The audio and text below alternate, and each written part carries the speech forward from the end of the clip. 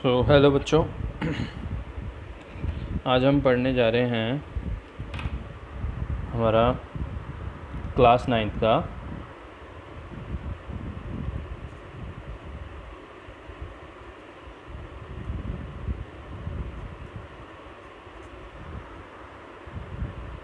Next chapter, जो कि है force and laws of motion. क्या है बच्चों? Force and laws of motion. इससे पहले हम अपना प्रीवियस चैप्टर पढ़ चुके हैं, जो था बच्चों मोशन। बहुत सारी चीज़ें इसमें हमने पढ़ी थी इस चैप्टर के अंदर, ठीक है। इसकी अभी YouTube पे वीडियो नहीं डाली गई है, क्योंकि ये क्लास में आपको नॉर्मल क्लास में आपको ये करा दिया गया है, ठीक है। लेकिन फिर भी एक बार सब कुछ कंप्लीट करने के बाद इसकी हम दोबारा से वीडियो बना के डाल देंगे मोशन की, ठीक है। तो मोशन में हमने पढ़ा था, बहुत सारी चीज़ें पढ़ी थी। मोशन क्या है, रेस्ट क्या है, ठीक है, और किस किस तरह के मोशन होते हैं, यूनिफॉर्म, नॉन यूनिफॉर्म मोशन, ठीक है, periodic motion, harmonic motion, oscillatory motion, circular motion वगैरह वगैरह बहुत कुछ इसके अंदर हमने पढ़ा था। ग्राफ्स पढ़े थे, ठीक है। फिर मोशन अंडर ग्रेविटी पढ़े थे, मोशन अंडर ग्रेविटी के ग्राफ पढ़े थे, ओके। सो आज हम पढ़ रहे हैं force and laws of motion. तो इस चैप्टर को पढ़ने से पहले हमारे पास इस चैप्टर की होनी चाहिए एक छोटी सी वर्ड डिक्शनरी। वर्ड डिक्शनरी मतलब कुछ क्वांटिटीज़ जो हमें पता होनी चाहिए। क्या क्या है वो? नंबर 1 तो है आपका फोर्स। क्या है बच्चों? फोर्स। फोर्स क्या होता है? उसके बाद आता है आपका मोमेंटम। क्या आता है? मोमेंटम। और उसके बाद आता है बच्चों इनर्शिया। क्या आता है? इनर्शिया। तो ये 3 चीज़ें हमें बेसिकली पहले पता होनी चाहिए, फिर ही हम चैप्टर स्टार्ट करेंगे, ठीक है। और मोशन के बारे में हमें पता होना चाहिए, जो हम प्रीवियस चैप्टर में पढ़ चुके हैं, ठीक है, जिसमें हमने distance, displacement, speed, velocity, acceleration ये सब पढ़ा था, ठीक है। वे सब यहाँ पर इनमें इस्तेमाल होने जा रहे हैं, ठीक है। तो हम सबसे पहले टर्म की बात करते हैं, दैट इज़ फोर्स। फोर्स क्या होती है बच्चों? फोर्स को आप कह सकते हैं कि it is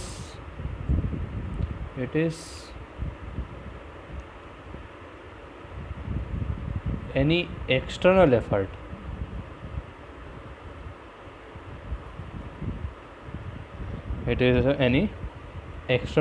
or it is any effort you can say।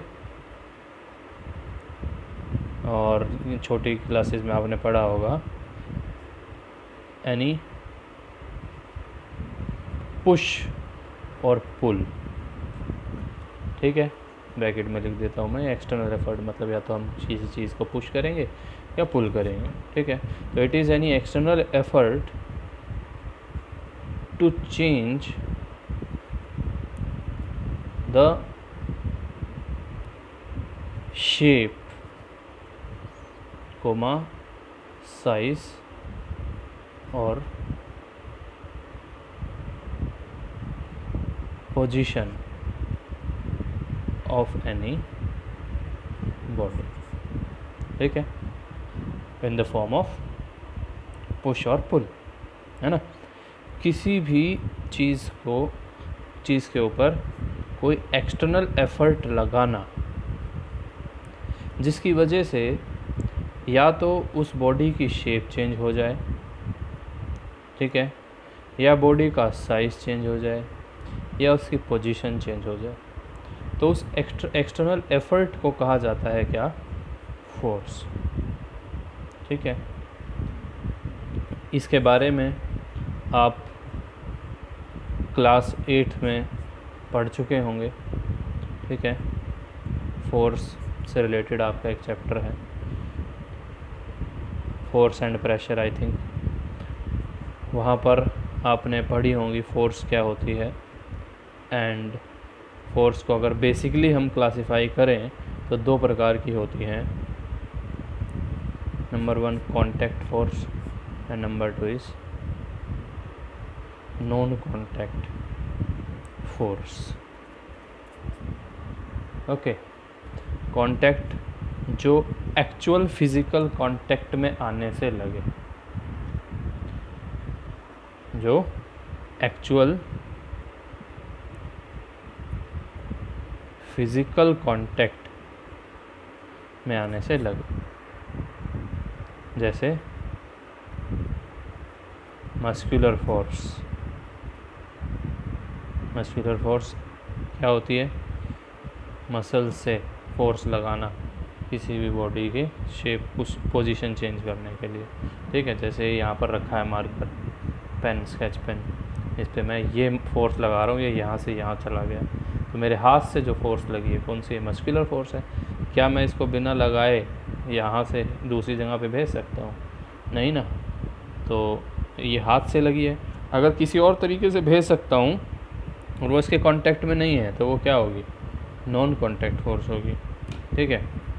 तो मस्कुलर फोर्स एक एग्जांपल मैंने बताया। दूसरा example friction force.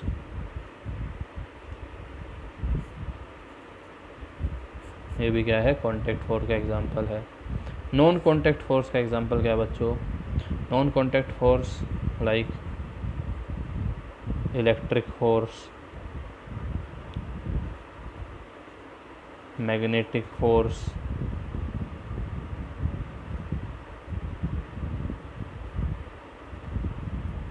Gravitational force, ये सब ये क्या है बच्चों? नॉन कांटेक्ट फोर्स और ये कांटेक्ट फोर्स, ठीक है। तो वापस आ जाते हैं अपन यहाँ पर फोर्स के कंसेप्ट पे कि ये एक बॉडी है जो यहाँ ए पॉइंट पर रखी हुई है। इस बॉडी को यहाँ से अगर मैं यहाँ से इस पर खिसकाता हूँ, पुश करता हूँ, यहाँ से यहाँ तक लाने में, ए से बी तक लाने में, यूँ, ठीक है। जैसे ये रखिए, इसको मैंने ऐसे धकेला, ये यहाँ आ गई। तो जो ये एफ़र्ट लगाया है, इस एक्सटर्नल एफ़र्ट ने क्या किया? इसकी पोजीशन चेंज कर दी, ए से बी कर दी, ठीक है। तो इस एक्सटर्नल एफ़र्ट को जिसने पोजीशन चेंज की है, इसको क्या बोलते हैं? फोर्स बोलते हैं, ठीक है। और ले लीजिए, मान लीजिए आपके पास सपोज़ एक रबड़ है, ठीक है, इलास्टिक है, यू कैन से। इसको आपने पकड़ा दोनों तरफ से और इस तरीके से खींच दिया। तो खींचने से क्या होगा बच्चों? ये इस तरीके से एक्सपेंड हो जाएगी, है ना। तो अभी क्या हो गया इसका यहाँ पर तो था, पोजीशन चेंज करी, और यहाँ क्या करा? यहाँ पर साइज चेंज करा, ठीक है। शेप का भी एग्जांपल ले लेते हैं एक। जैसे आपके पास एक बॉल है, सपोज बॉल ऐसी होती है ना, स्फेरिकल। तो आपने क्या किया? ये बॉल इस तरीके से फर्श पे या टेबल पे रखी हुई है। आपने क्या किया? ऊपर से इसको दबा दिया इस तरीके से, ठीक है। यहाँ से आपने इसको दबा दिया। दबाने से क्या होगा? इसकी जो शेप है वो ऐसी हो जाएगी। कैसी हो जाएगी? लगभग ऐसी हो जाएगी, अंडाकार हो जाएगी, ओवल शेप से हो जाएगी ना, ऐसे दबने से। तो यहाँ पर क्या चेंज हो गया बच्चों? यहाँ पर शेप चेंज हो गया। तो समझ आ गया होगा फोर्स का कंसेप्ट। फोर्स क्या है? किसी भी चीज़ पर लगने वाला वो external effort in the form of push और पुल, जो बॉडी की या तो पोजीशन को चेंज कर दे या साइज़ को चेंज कर दे या शेप को चेंज कर दे, उसे कहते हैं हम फोर्स। ठीक है, और फोर्स की जो यूनिट होती है, जर्नल फॉर्मूला मैं फोर्स का भी यहाँ पर लिखता हूँ कि force F is equals to होता है m into A, mass into acceleration. कोई भी बॉडी है जिसका m मास है, m क्या है बच्चों, मास, और a क्या है, एक्सीलरेशन, ये पीछे पढ़ चुके हैं आप। ठीक है, कोई भी बॉडी जिसका m मास है, ठीक है, एक्सीलरेशन a लाने के लिए कितनी फोर्स लगानी पड़ेगी। ठीक है, ये कितना एफर्ट लगाना पड़ेगा। जैसे अगर ये डब्बा 10 kg का है और अगर ये डब्बा 100 kg का है, तो किस केस में हमें एफ़र्ट ज़्यादा लगाना पड़ेगा इस डब्बे को यहाँ से यहाँ लाने में। तो ऑब्वियसली हमें इस केस में, मतलब जब ये डब्बा 100 kg का होगा तब हमें ज़्यादा एफ़र्ट लगाना पड़ेगा। ठीक है, और 10 kg का होगा तो कम एफ़र्ट लगाना पड़ेगा। ठीक है, ये तो आप देख सकते हैं। और एक बात कि जितना ज़्यादा बड़ी चीज़ होगी, जितना ज़्यादा मास वाली चीज़ होगी, उतना ही अगर सेम फोर्स दोनों पे लगा रहे हैं तो ज़्यादा मास वाली बॉडी का एक्सेलरेशन कम होगा और कम मास वाली बॉडी का एक्सेलरेशन ज़्यादा होगा। ऑब्वियस बात है ना। अगर कंपैरिजन करें कि हाथी तेज़ भागेगा कि घोड़ा, घोड़ा, क्योंकि उसका मास कम है, वेट कम है। ओके, तो और भी बहुत सारे एग्जांपल आप इसमें कंसिडर कर सकते हैं, सोच सकते हैं। तो वापस आते हैं, force is equals to mass into acceleration. तो जो फोर्स की जो यूनिट हुई, फॉर्मूले के अनुसार जो यूनिट हुई वो हुई मास मतलब किलोग्राम और एक्सेलरेशन मतलब मीटर पर सेकंड स्क्वायर। मास की यूनिट किलोग्राम, एक्सेलरेशन की मीटर पर सेकंड स्क्वायर। तो ये हुई फोर्स की यूनिट, जिसको बोलते हैं हम डिराइव्ड यूनिट, क्योंकि ये फॉर्मूले से बनाई गई है। ठीक है, और फोर्स की जो एसआई यूनिट होती है, एसआई यूनिट इस न्यूटन, क्या होती है, न्यूटन। ठीक है, इसको कैपिटल N से लिखा जाता है। ठीक है, जैसे अब मैं बोलूँ कि मैंने इस बॉडी के ऊपर जिसका मास 10 किलोग्राम है, इस पे मैंने 5 न्यूटन की फोर्स लगाई। कितनी लगाई, 5 न्यूटन। ठीक है, तो बताओ कितना एक्सेलरेशन आएगा, मतलब एक्सेलरेशन कितना होगा इस डब्बे का। तो भाई फॉर्मूला होता है F is equals to M A निकालना है तो A is equals to F by M। F कितना है, 5 है, M कितना है, 10 है, कट 1/2 मतलब 0.5 मीटर पर सेकंड स्क्वायर इस बॉडी का एक्सेलरेशन होगा। ओके, तो अब आप खुद कैलकुलेट कीजिए कि इतनी ही सेम 5 न्यूटन की फोर्स अगर मैंने लगाई तो सेम 5 न्यूटन की फोर्स से इस 100 kg वाले बॉक्स पे जब लगाई जाएगी तो एक्सेलरेशन कितना होगा। ठीक है, ये आप खुद कैलकुलेट करेंगे। और एक और बात आपको बता देते हैं कि जो न्यूटन है वो किसकी यूनिट है, फोर्स की। और फोर्स की एक और यूनिट होती है, छोटी यूनिट, जिसको CGS सिस्टम में माना जाता है।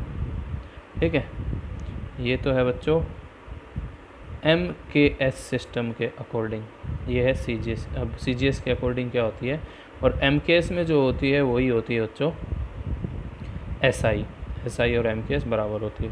तो CGS में जो SI यूनिट होती है वो छोटी यूनिट होती है फोर्स की, डाइन, DYNE, डाइन, जिसके अंदर जो हमारा मास है वो होता है ग्राम में, लेंथ होती है सेंटीमीटर में, टाइम सेकंड में ही होता है।